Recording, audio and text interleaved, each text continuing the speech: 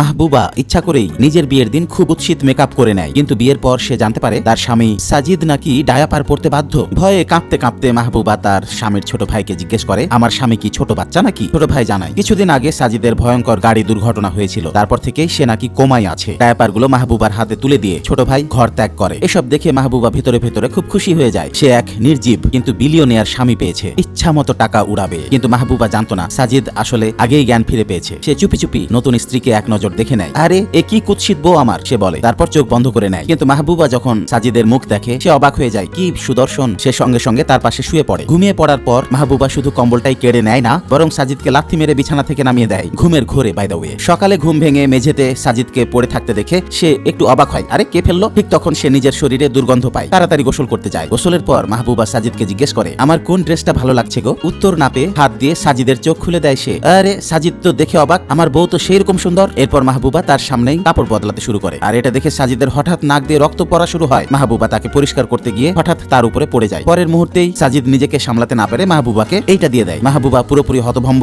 নিজের জ্ঞান ফেরার কথা যাতে ধরা না পড়ে সাজিদ আবার কোমায় থাকার ভান করে, কারণ মাহবুবা তার দাদার কাছে কথা দিয়েছিল সে সাজিদের ভালোভাবে যত্ন নেবে। এরপর মাহবুবা সাজিদকে গোসল করাতে গিয়ে দেখতে পায় তার পেন্ডেন্টের উপর ভয়ঙ্কর অভিশাপ আছে। কিছু একটা গোলমাল বুঝে গোটা ঘর খুঁজে সে দেখতে পায় তাকে খারাপ রাখার জন্য অনেক বাজে বাজে জিনিস কেউ ঘরে বসিয়ে রেখেছে। জাদু টোনা ভাঙতে মাহবুবা টবের গাছ ভেঙে ফেলে আর দেয়ালের দামি ছবিগুলো নামিয়ে ফেলে। সাজিদ তো এসব দেখে ভীষণ খেপে যায়, কারণ এগুলো নাকি তার ছোট ভাইয়ের অমূল্য কালেকশন। কিন্তু সে তখনই লক্ষ্য করে তার হাত নড়াচড়া করছে। মাহবুবা বেরিয়ে যাওয়ার পর সাজিদ বুঝতে পারে সে পুরোপুরি সুস্থ হয়ে গেছে। তবুও মাহবুবাকে পরীক্ষা করতে সে আবার কোমায় থাকার ভান করছে। মাহবুবা ফিরে এসে দেখে সাজিদ হুইল চেয়ারে বসে আছে। আহারে বেচারা স্বামী, বসে থাকবে কেন, বিছানায় শুয়ে থাক, আরামে থাক। ঠিক তখনই ঘরের দরজায় আসে সাজিদের ছোট ভাই। ও মা হঠাৎ করে বলে সেও নাকি মাহবুবাকে ভালোবাসে। মাহবুবা ভ্যাপা চাকা খেয়ে যায়, এত পিরিতি আমি রাখবো কই। বলে ফাতরামু ছাড়ো, চলো বাইরে যাই, কথা বলি এটা নিয়ে। এই কথা শুনেই সাজিদ আর নিজেকে সামলাতে পারে না। রাগে সে হঠাৎ সোজা হয়ে বসে পড়ে। বন্ধুরা বুঝতেই পারছো, এভাবেই নায়ক নায়িকার নাম হয় তোমাদের নাম। কমেন্টে নাম জানাও, সেই নাম আসবে কোনো ভিডিওতে সামনে।